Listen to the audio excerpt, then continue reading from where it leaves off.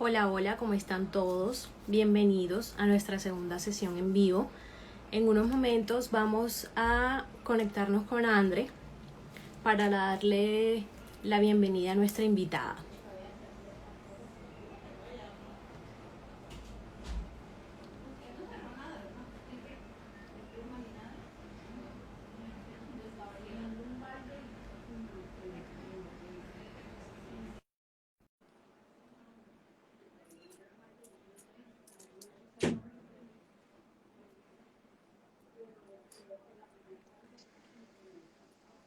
Hola, Andre, ¿cómo estás?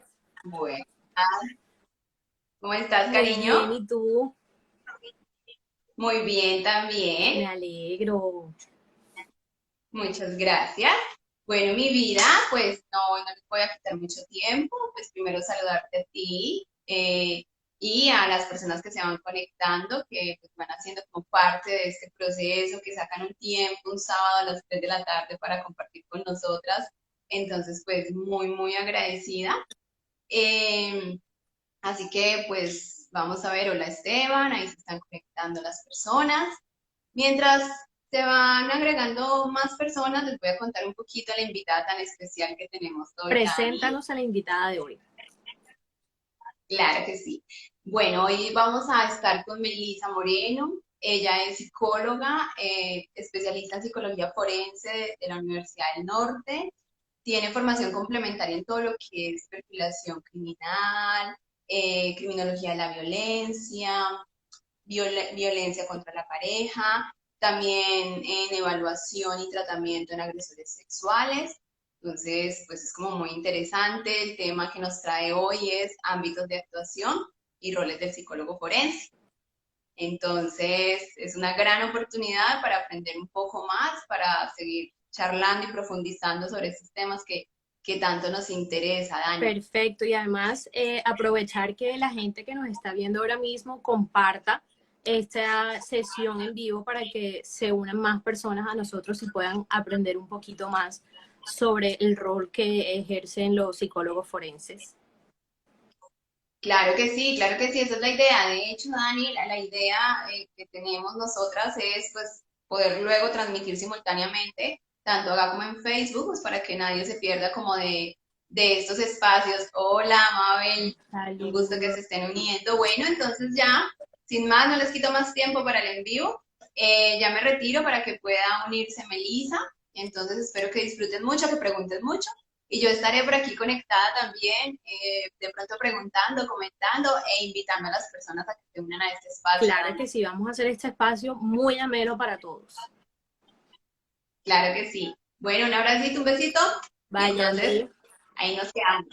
Chao. Bueno, ya André nos estuvo presentando a nuestra invitada de hoy y ahora vamos a conectarnos con Melissa para que todos la conozcan.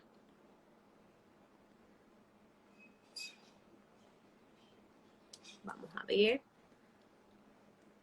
No se olviden todos de compartir esta sesión en vivo. Hola Meli, ¿cómo estás? Hola, ¿cómo estás, Dani? Muy bien, ¿y tú? Bien, bien. Emocionada de estar aquí con ustedes, sobre todo en este espacio tan bonito que crearon ustedes. No, Me este es parece espectacular. para todos y gracias a ti por aceptar nuestra invitación en el día de hoy. No, es un placer. Bueno, Meli, mira, para entrar un poquito en materia, nosotros en el envío pasado estuvimos hablando sobre lo que era la autopsia psicológica y también hicimos una publicación de cuál era el objeto de estudio de la psicología forense. Habíamos mencionado que lo que tienen en común el derecho y la psicología era la conducta humana y explicábamos que mientras la psicología se encargaba de su explicación, el derecho se encargaba de regularla. Entonces, además, para entrar un poquito más en contexto, eh, aparte de nosotros saber y haber estudiado en psicología, debemos también saber muchos conceptos, muchos términos en derecho. Y como ya lo habíamos también dicho, pues hay mucha relación y mucho trabajo que hacer en compañía de los psicólogos con los abogados y todos los profesionales que se encuentran en el área del derecho. Y otra cosita también es que muchas personas nos preguntaban como, bueno, pero en sí, ¿qué hace un psicólogo forense? Hace investigaciones, resuelve crímenes, de pronto también lo ven muy vinculado al ámbito penal, que pues no están muy, digamos, muy lejanos de esa idea.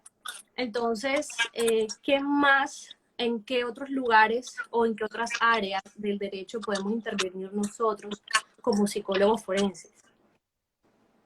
Bueno, en el ámbito penal, cabe aclarar realmente cuál es el rol que ejercemos ahí. Que muy bien vi en los videos anteriores que hicieron aclaraciones de mitos sobre qué tenemos que ver con el muerto, qué tenemos que ver con el caso, con el delito. Y realmente, como tal, el ejercicio que nosotros desarrollamos en el ámbito penal, que es el más común realmente dentro del campo forense, nosotros tenemos como primordial, dependiendo con las partes en que trabajemos, si con el presunto agresor o con la presunta víctima, nosotros diagnosticamos y evaluamos por medio de una evaluación forense las implicaciones mentales, psicológicas de esa persona a raíz del delito. Por ejemplo, si fue la víctima, qué implicaciones, qué secuelas psicológicas tuvo a raíz de X o Y delito en el proceso que se está hablando. Y en el agresor, que si tuvo realmente comprensión, entendimiento, regulación de su conducta al momento de cometer X o Y delito, si en el momento de cometer ese delito presentaba alguna alteración psicológica, algún trastorno mental que impedía el entendimiento y la comprensión y regulación de su conducta. Y ahí se habla de muchas cosas como la responsabilidad criminal, la inimputabilidad y un montón de cosas que, pues, que más adelante seguramente irán desarrollando más puntualmente. Y ese es principalmente nuestro rol.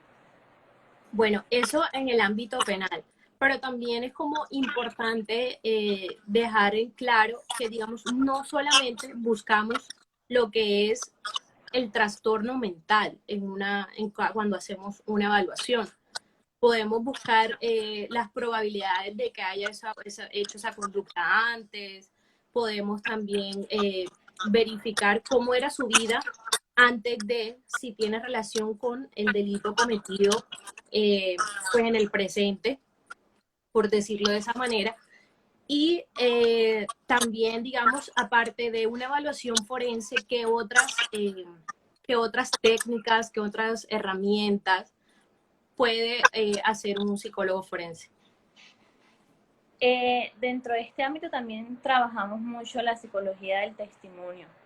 Es importante cómo logramos identificar en el relato de la persona, en este caso implicada, que si tiene consistencia, si tiene credibilidad el testimonio que está ejerciendo, si realmente, por ejemplo, en el caso de un menor, realmente lo que pasó no fue realmente así porque su relato se ve inconciso, se ve que hubo contaminación por parte del padre, la madre u otra persona, y eso lo logramos identificar durante el proceso de la entrevista y el proceso en que tenemos con la persona.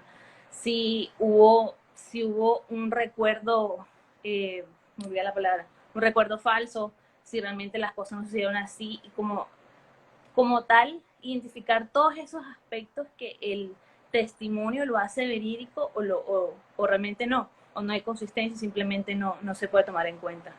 Sí, ahí es cuando también es muy importante lo que es la credibilidad y la fiabilidad del testimonio, porque digamos que puede hacer que el testimonio sea creíble, pero no sea fiable, o sea, qué tan probable es de que eso haya sucedido. Pudo ser que lo que haya dicho sea verdad, pero hay que, por medio de las entrevistas colaterales, poder verificar exactamente su fiabilidad y su credibilidad, porque es importante que estos dos términos estén presentes al momento del testimonio. Sí, Meli, Otra cosa, aparte del ámbito penal, hay algo relacionado, digamos, que no va muy lejos de lo penal, sería, digamos, en el ámbito, del derecho de familia, en el derecho, sí, en el derecho de la familia. ¿Cómo podemos intervenir de esa manera cuando hay familias, menor de por medio? En el derecho de familia, en el ámbito familiar, hay unos aspectos muy importantes. Aquí prevalece mucho el bienestar del menor, porque normalmente en los conflictos familiares el principal afectado, lastimosamente, son los menores. Entonces, por ejemplo, en un proceso de separación, de divorcio, de ruptura entre las parejas, nosotros podemos intervenir a manera de hacer este proceso mucho más llevadero, más comprensivo para el niño, que tampoco capaz y tenga mucha comprensión de lo que está pasando. Por ejemplo, si hay conflictos mucho más allá de la ruptura como tal, sino que hay ya como aspectos violentos o aspectos que están afectando todo el núcleo familiar, nosotros entramos ahí también mucho como mediadores durante este proceso y tratamos de hacer que entre las dos partes todo sea siempre como resolver, hacer una resolución siempre en función de lo que es mejor para ellos y especialmente para el menor. Excelente, Meli. Entonces, para ir haciendo como resumidos o apuntes de lo que hemos estado hablando, ya tenemos dos funciones de las que hemos hablado del rol, de las funciones del psicólogo forense. El primero sería la evaluación y el diagnóstico. Y por segundo tenemos la mediación en esta parte del derecho, bueno, aunque se mediamos en todos los ámbitos, pero por ejemplo en el derecho de familia, en un divorcio, una separación, en la custodia de un menor, en la adopción de un menor también, tenemos como función la mediación. Ahí tuve una experiencia cuando estuve en la comisaría de familia. Ahí pude vivenciar qué es lo que es el pan de cada día. Eso llegan casos que es siempre lo mismo, conflictos por negligencia del padre, conflictos de la madre y el padre, que no responde económicamente, que la mamá no sabe qué hacer. Entonces, nosotros principalmente tratamos de ser los mediadores esas dos partes. Entonces, se hacen citaciones, se hacen seguimientos de eso. Si no se cumplen citaciones, entonces ahí es cuando involucramos la ley.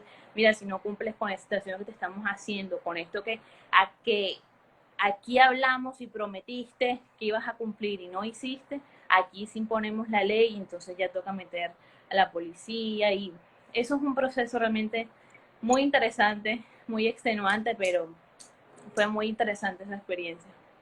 Bueno, también es importante esa parte de asesoría que va muy de la mano con la mediación y también mencionar que al momento de asesorar podemos estar asesorando a los implicados, ya sea el padre o la madre, podemos asesorar a los abogados y o a los jueces o fiscales que están en este proceso, en el proceso judicial. Y en cuanto al derecho civil, ¿qué, qué intervención, qué función podemos realizar o qué hacemos en la parte civil? Bueno, en la parte civil principalmente nosotros al proveer una evaluación psicológica de cualquiera de las partes que estén involucradas en un proceso civil. Por ejemplo, en una contratación, nosotros podemos hacer una evaluación a esa persona y determinar si tiene una capacidad de decisión, de tomar decisiones, la capacidad civil de poder tomar decisiones ante un proceso. Si hay alguna alteración psicológica o alguna alteración, un trastorno que le delimite esa capacidad de la persona de decidir y se ve influenciada o sea manipulada y podemos determinar si es una capacidad restringida, si está en todas sus capacidades, si está completamente incapacitado y más que todo ese sería nuestro rol. Perfecto. Y bueno, como último ámbito tenemos el derecho laboral. En el derecho laboral podemos hacer, otras de las funciones es diseñar e intervenir en programas de promoción y prevención y de rehabilitación. De hecho, en el derecho laboral, qué podemos hacer? ¿Qué herramientas cómo podemos intervenir en esa parte del derecho laboral? El derecho laboral, ayudamos mucho a asesorar en los juzgados cuando hubo, por ejemplo, algún accidente laboral. Y podemos determinar en la evaluación que le hagamos a la persona si hubo alguna alteración o secuela psicológica a partir del hecho. Entonces, por ejemplo, la persona vivió X o Y situación en el trabajo y a partir de ahí tuvo su incapacidad y regresó al trabajo. Pero desde que regresó al trabajo empezó a tener como comportamientos extraños, como a estar más recaído o a tener alteraciones en su comportamiento que no existían antes del momento del accidente. Entonces nosotros podemos hacer una evaluación y determinar si esa persona realmente tiene secuelas a partir del suceso cometido dentro del trabajo.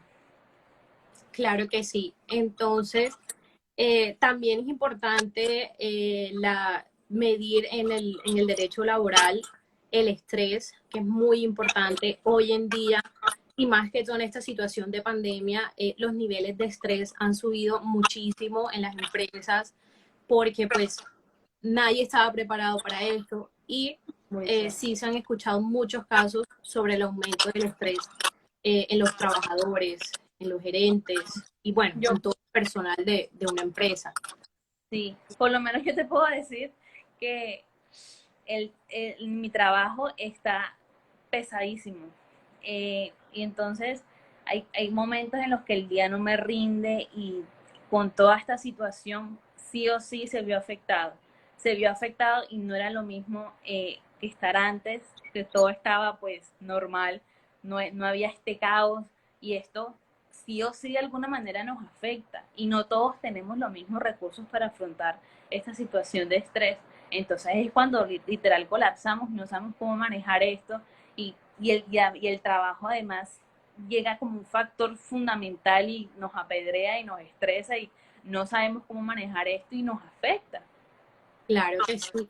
Pero bueno, ahora que mencionas todo, cómo te está yendo en el trabajo, cómo estás afrontando el día a día en tu trabajo, cuéntanos un poquito cómo es un día de Melissa en su trabajo. Bueno, mi día empieza bastante temprano y no siempre termino a la misma hora porque siempre hay algún problema, siempre se presenta algún problema, siempre hay algo que solucionar, entonces a veces trabajo más incluso de lo que tengo que trabajar. Entonces, a veces en esos momentos en los que estoy muy estresada, trato de pensar, ok, el trabajo es el trabajo, pero yo tengo que preocuparme por mí, yo tengo que preocupar por cómo manejo esto y sí o sí tengo que hacerme una pausa, un espacio. Las pausas en el trabajo son súper fundamentales. El desconectarnos así sea 10, 15 minutos, a despejar, mirar por la ventana, hacer estiramientos. Eso es una cosa que por muy ridículo que se vea realmente ayuda. Ayuda un montón a aprender a separar una cosa de la otra. También en donde tienes el computador, veo que muchos lo tienen como en el cuarto y eso a mí me parece horroroso porque el cuarto debe ser como algo que sea para descansar, tu espacio de cero preocupaciones, exacto, tu espacio personal para relajarte, para no pensar en nada y que encima ahí tengas al lado del computador esa figura, ese objeto que te recuerda el estrés, a todo lo que tienes que hacer, que mañana el correo, que lo que tienen que... Eso hay que aprender a separar dentro de lo que se pueda, aprender a separar esos dos espacios y aprender a separarte tú de lo que debes hacer durante el día. Claro que sí, eso es bastante importante.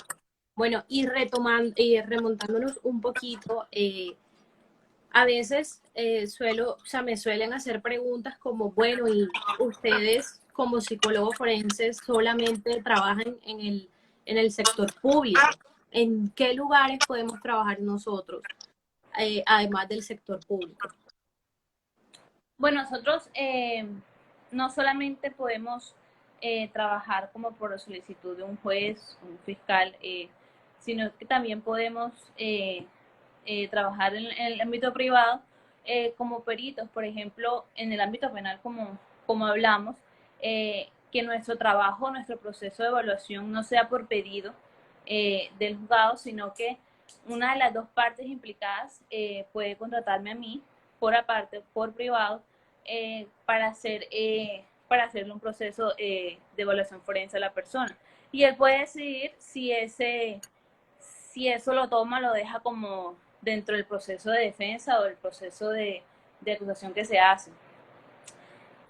Pero esto no se puede hacer si es a pedido de un juez, porque sí o sí la evaluación que yo haga tiene que ser presentada.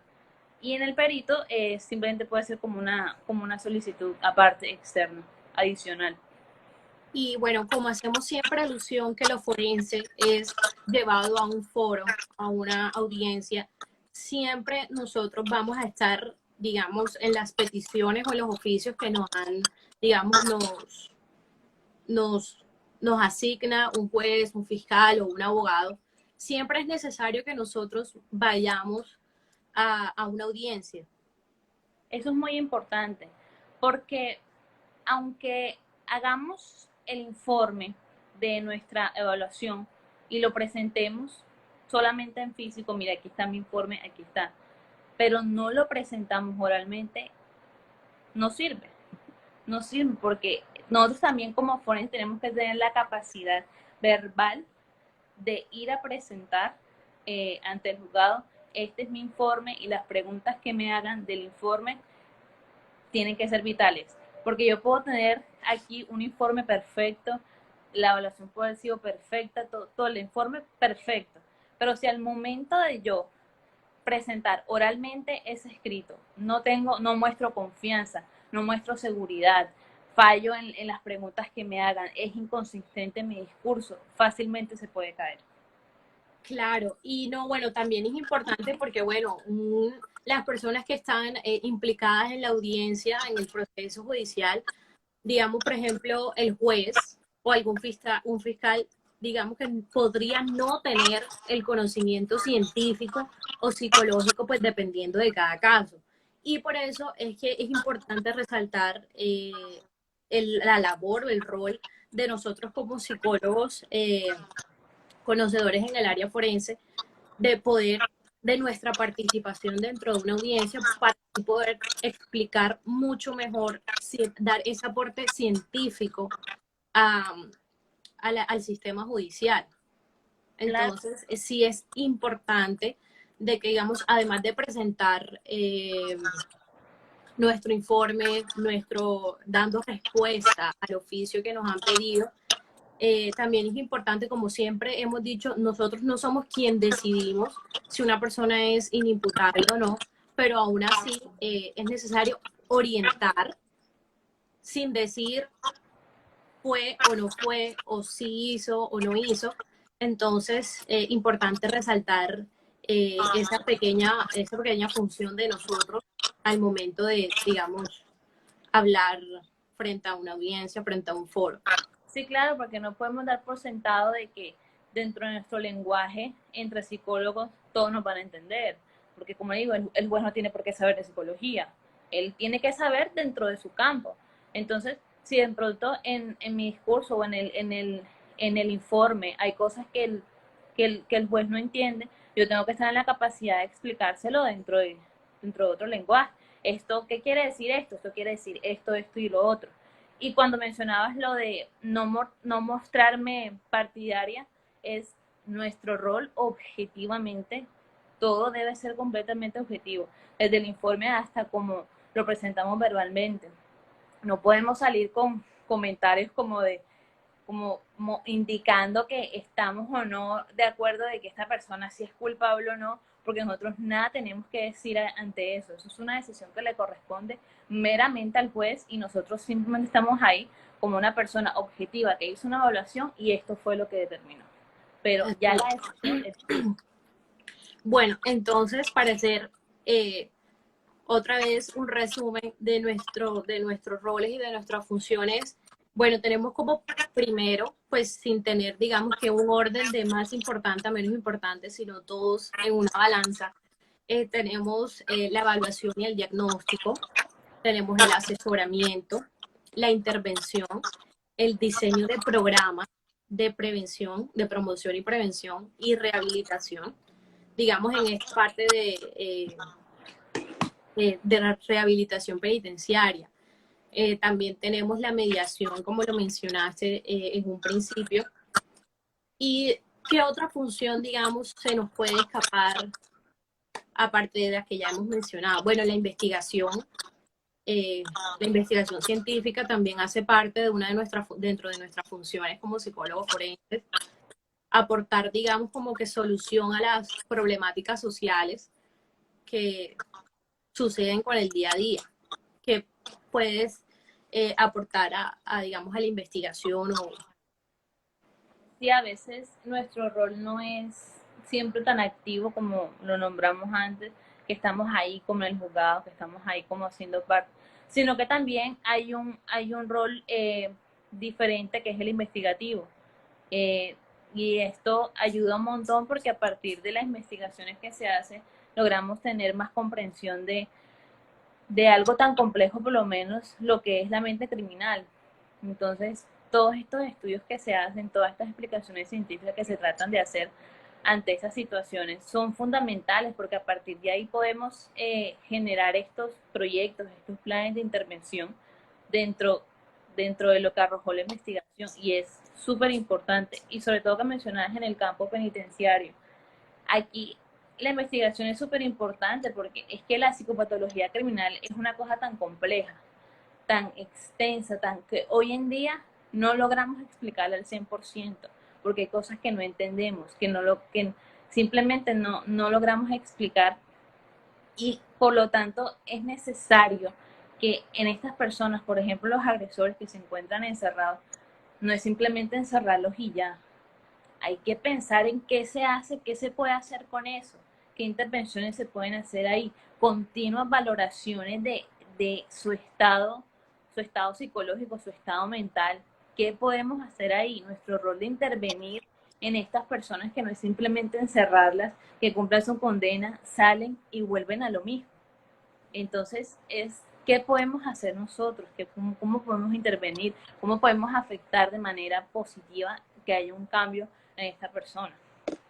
Sí, claro, además porque, digamos, el objetivo del encarcelamiento no es castigar, así como tú lo mencionaste, sino también de que el agresor, el victimario, pueda ser, eh, pueda ser reintegrado a la sociedad con el fin de que no se vuelva a repetir esa conducta. Entonces, ahí está la importancia, digamos, de hacer nosotros nuestras campañas y nuestros planes de intervención y rehabilitación, digamos, con esta población. Otra población en la que nosotros intervenimos es en la victimología, que es muy importante en toda esta área. Y es como nosotros también podemos, digamos, trabajar con más que todo con el daño emocional que puede causar el agresor a la víctima. Ahora, no siempre, digamos, porque muchas personas dicen, ay, pero es que una persona que fue agredida, le pueden decir, ay, pero es que mira, le pegaron, pero está como si nada. No siempre debe haber como un impacto psicológico, no siempre debe haber un impacto emocional, porque pues aquí, como tú lo mencionaste, no todos tenemos los mismos recursos para afrontar ciertas situaciones. Entonces, pero el hecho es que esta persona fue víctima, fue agredida y se deben respetar sus derechos de, de pues, sus derechos fundamentales. Claro, porque pasa que dos personas viven una misma situación traumática o de daño y pasa el tiempo y te das cuenta de que no necesariamente las dos tuvieron las mismas consecuencias ante el hecho, porque las dos no afrontaron la situación de maneras diferentes. El daño como tal siempre va con respecto al hecho y de cómo esa persona dentro de sus recursos lo afrontó, lo asimiló, lo aceptó, lo negó y y eso en nosotros como nuestro rol, hacer de ese daño lo más humano posible y tratar de entender la persona y tratar de que la persona de alguna manera dentro de lo que pasó logre tener positivismo, logre mirar hacia el futuro, logre pensar que el daño no la tiene que definir, que lo que vivió no lo define como de su identidad y que es algo que eventualmente se espera que se afronte. Así es. Bueno, Meli, mira, aquí tenemos una pregunta de Yami Fermín. Dice, ¿qué aporta el psicólogo forense en el campo laboral? Bueno, eso lo explicamos cuando hablamos en el ámbito del derecho laboral. Aquí nosotros como psicólogos forenses principalmente, podemos asesorar ante una situación que haya sucedido dentro del ámbito laboral, o algún accidente, algún suceso que haya afectado a la persona, no solo físicamente, porque como puse en el ejemplo, pudo haber sido una afectación física, pero esa afectación física pudo conllevar a que haya una afectación psicológica. Y eso es lo que nosotros podemos evaluar y podemos determinar si hubo o no en este caso. También muy importante que no mencionamos, en este campo también podemos hablar de simulaciones. Sí. Que la persona está simulando que tuvo una afectación dentro de un suceso del trabajo por obtener alguna ganancia, ya sea económica o la ganancia que la persona espera obtener. Y nosotros, dentro de esa evaluación, podemos determinar si realmente dentro de su relato, dentro de su compostura, dentro del lenguaje corporal, dentro de lo que expresa y dentro de lo que recolectan las pruebas, hay o no una correlación entre eso, hay una inconsistencia, hay una visión de que realmente hay una simulación de lo que está haciendo. Sí, claro. Además de el acoso laboral, bueno, lo que sí, exacto, como dicen en la intervención, en una evaluación forense, en el móvil, en el acoso laboral también, pues hoy en día está tomando, pues, digamos, bastante la bandera, por decirlo así, pues porque, bueno, y habría que verificar y consultar qué tanto es, digamos, la afectación, si está simulando o si está disimulando, porque no siempre, digamos, se pueden fingir o de pronto fingir algo que no tiene o algo que sí tiene. Entonces también están esos dos conceptos sobre simulación y disimulación. Además, aparte de evaluar y diagnosticar en el campo laboral, podemos también hacer campañas y planes de prevención en riesgo laboral. Como lo mencionaste tú, algún accidente laboral, prepararlos, digamos, evitar situaciones ante el estrés, realizar esas campañas de prevención dentro de las empresas, dentro de alguna institución, es muy importante porque pues la base de todo es la prevención. Así podemos evitar muchos casos, muchos trastornos mentales, muchas enfermedades mentales y de esa manera podemos, digamos, hacer nuestro aporte en el ámbito laboral. No sé si respondimos la pregunta. No sé si alguien más tiene alguna otra pregunta relacionada, pues para brindar este tiempo a pregunta a nuestros participantes y agradecer nuevamente la participación y la asistencia de todos a este espacio que es dedicado a ustedes y por ustedes. ¿Alguien más si tiene alguna pregunta? Se las respondemos con mucho amor y con mucho cariño. Y bueno, que aparte de, digamos, que otras cosas podemos hacer o que otras cosas se nos escapa en cuanto a nuestras funciones y nuestros roles en el ámbito forense. Sabes que quisiera tocar un tema desde que hablaba desde la prevención. Es muy importante, por lo menos en situaciones en donde nuestro rol tiene una importancia súper fundamental. y es en agresores menores. Por lo menos es muy importante la intervención en estos casos dentro de nuestro campo, porque ese menor que hoy en día está presentando esas conductas antisociales, que está cometiendo delitos menores, es ese menor que en un futuro puede ser ese adulto que cometa delitos más atroces, mayores y más graves. Entonces, desde nuestro rol, nosotros intervenir tempranamente en ese niño en ese menor que de por sí está presentando estos comportamientos, intervenir antes de que suceda eso es súper fundamental. Lo que podamos hacer frente a esto marcará la diferencia entre un antes y un después en lo que pueda y no pueda pasar en el menor. Bueno, ahora que mencionas esa parte, también tenemos como función formar y educar, digamos, a la población y a la comunidad precisamente para prevenir este tipo de conductas. Y es que podamos formar a las personas de cómo pueden ellos identificar esas señales de que se está presentando, digamos, en una familia. Yo como madre, bueno, listo, pero ¿cómo sé yo, cómo puedo cerciorarme de que mi hijo no quiero que vaya, listo, mi hijo es muy inquieto, siempre me están llamando del colegio, pero saber qué conducta en específico puede estar presentando para yo poder decir, bueno, no quiero que mi hijo pues no siga, digamos, no sea propenso, por decirlo así, a tener una conducta antisocial. Entonces, ¿qué puede hacer? ¿A dónde lo puedo llevar? ¿O cómo puedo hacer para ayudarlo?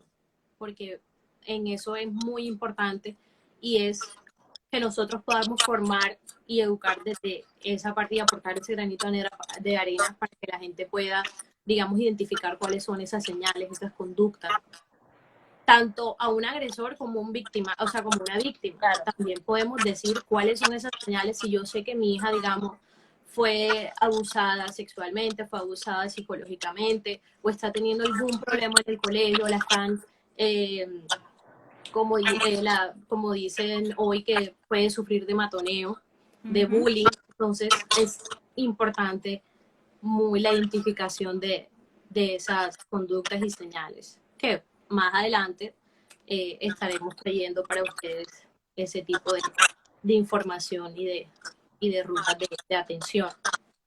Bueno, aquí vemos una pregunta de Teresa Torregosa. Buenas tardes, cómo logran ser imparciales en los casos de abuso a menores? Hola, Tere. Tere es una amiga mía, muy especial. Hola, Tere. Esto es muy difícil. Por eso es importante la formación que tenemos en este caso y sobre todo saber en qué aspectos y en qué determinados momentos podemos actuar ante ello. Porque no todos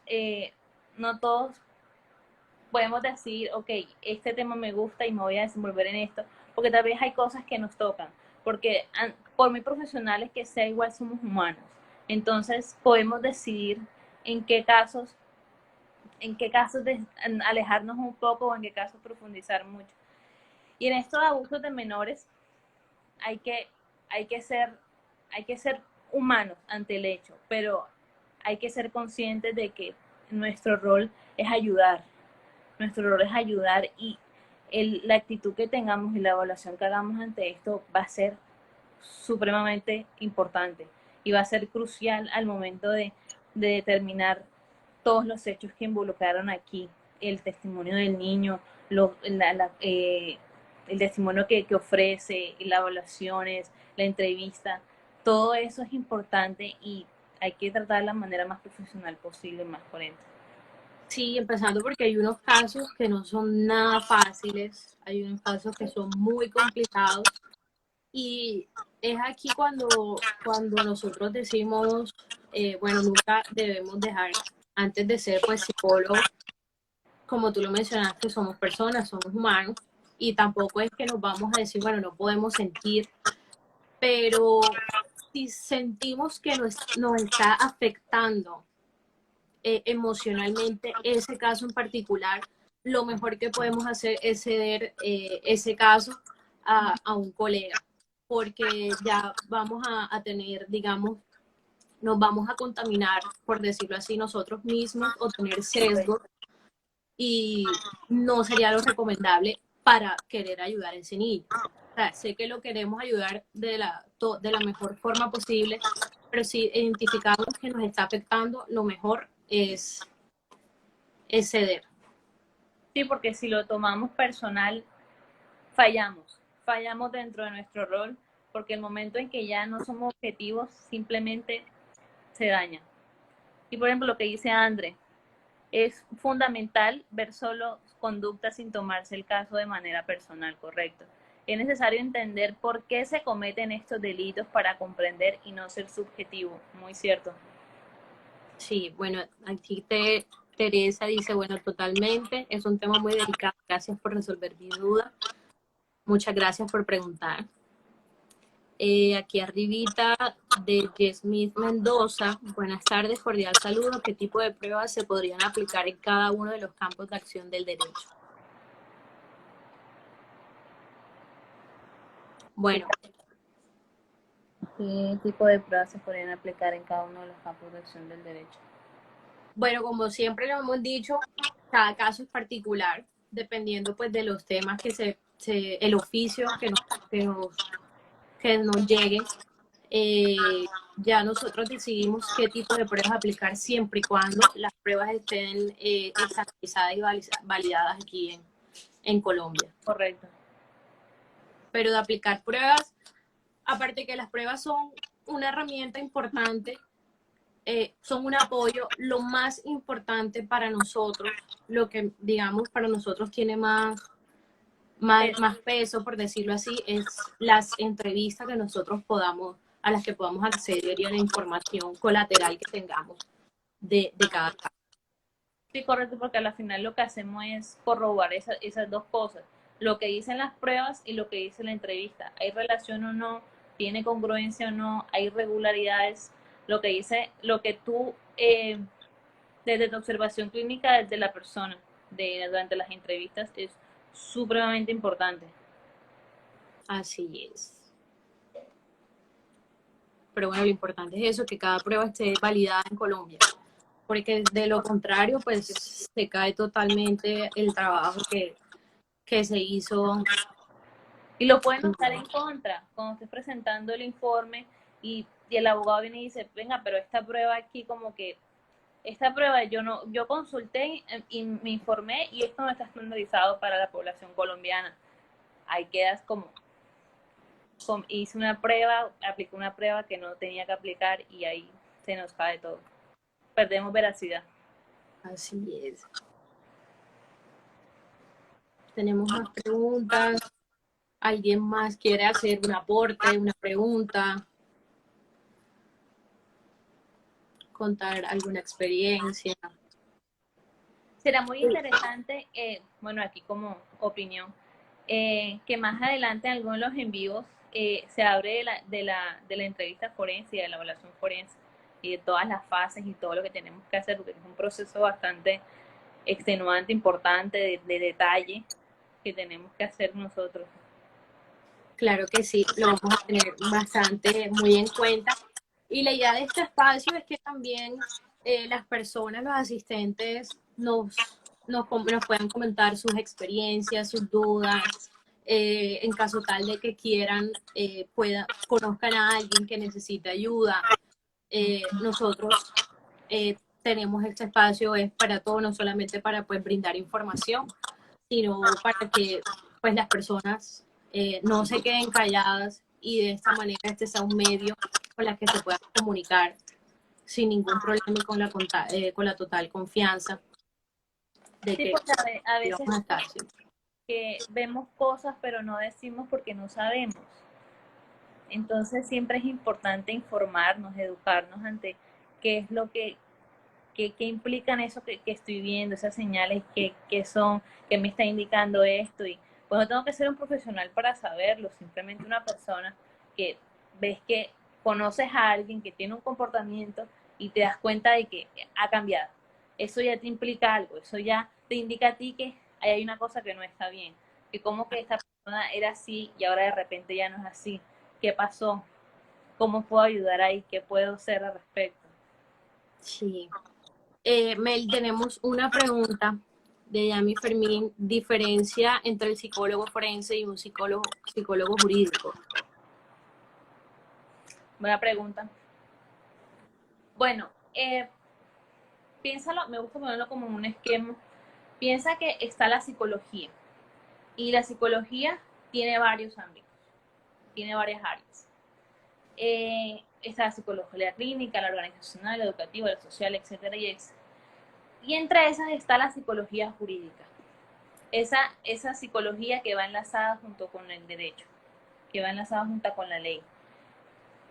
Entre la psicología jurídica hay varias psicologías, hay varias actuaciones por medio del psicólogo y dentro de la psicología jurídica está la psicología forense. En que la psicología forense se centra dentro de campos criminales, en campo penal, dentro de la psicología jurídica. Porque como decimos, la psicología jurídica es muy diversa. Se puede centrar en la victimología, se puede centrar en la penitenciaría, en la criminología, en los mecanismos de resolución y mediación. Es muy extenuante en lo que puede desenvolverse un psicólogo jurídico, solo que el psicólogo forense es mucho más específico, más especializado, más enfocado así hacia un área dentro de la psicología jurídica. Muy bien, vamos a ver qué más tenemos por aquí. Bueno, comenta que la psicología forense hace parte de la psicología jurídica. No sé si otras personas para ir cerrando y culminando tienen alguna otra pregunta o puede proponer un tema para la próxima sesión. Además, bueno, mientras esperamos a que las personas hagan sus preguntas o sus aportes o recomendaciones de temas o espacios, bueno, cuéntanos un resumen de lo que hablamos sobre nuestras funciones y nuestros ámbitos de actuación. Bueno, como pudimos ver, dentro de lo que espero hayamos sido claras o de lo que pudimos informar, nuestros roles son diversos. Nuestros roles son muy diversos y depende de en qué ámbito podamos nos desempeñemos. Y que es muy importante porque somos profesionales que dentro de nuestra evaluación, si bien no podemos decidir o determinar nada, es muy importante nuestro aporte. Nuestro aporte puede determinar dentro de la persona que decide, en este caso un juez, qué es lo que se hace, qué es lo que se debe hacer con esta persona a partir de nuestra evaluación.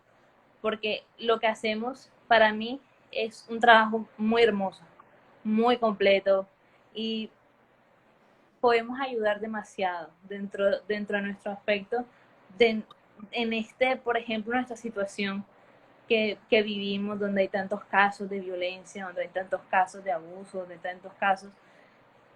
Dentro de todo esto, no es solamente centrarnos en lo malo, sino en cómo nosotros en nuestra formación podemos ser tan importantes y ayudar ante esto. Sí, no, y además, de verdad que el amor por esta área es gigante. O sea, mucha gente de pronto piensa, pero bueno, porque digamos, estas personas se inclinan por este ámbito forense. Y la idea y uno de los objetivos de este espacio fue que se diera a conocer un poco más la psicología forense y cómo podemos y por qué nuestro papel es tan importante en todo este proceso para poder ayudar a una víctima, la rehabilitación de un agresor, ayudar a un menor y poderle poner solución por medio de campañas de prevención a las problemáticas sociales que suceden, que todos los días pues siempre van saliendo y van saliendo y siempre estamos ahí para aportar el granito de arena. Sí. Y bueno, vamos otra vez nuevamente a mencionar para las personas que están llegando. las funciones que tenemos dentro como psicólogo forense, tenemos como evaluación y diagnóstico, tenemos asesorías hacia los abogados, hacia las personas, digamos, sea las personas implicadas, ya sea un padre de familia, un, un agresor. Tenemos la parte de la intervención del diseño de campañas y de programas de prevención y promoción. Tenemos la parte de victimología, la parte de formar y educar a personal, a instituciones, la mediación, que también es muy importante, digamos, para lo que se pueda solucionar por la vía legal, Correcto. para que, digamos, no haya tanto, digamos, un impacto emocional en las partes. Y la investigación, porque, bueno, esto de la investigación es muy constante, por eso nosotras nos estamos capacitando constantemente, estudiando constantemente, porque, bueno, la mente humana y la conducta humana Cambiante. es cambiante y dentro de todo es maravillosa, porque pues nunca sabemos qué podemos encontrar. La verdad es que este tema de la mente humana es misteriosa, pero muy interesante a la vez. Sí, muy cierto. Y bueno, también están los ámbitos en el derecho de familia, en el derecho laboral, en el derecho penal y en el derecho civil.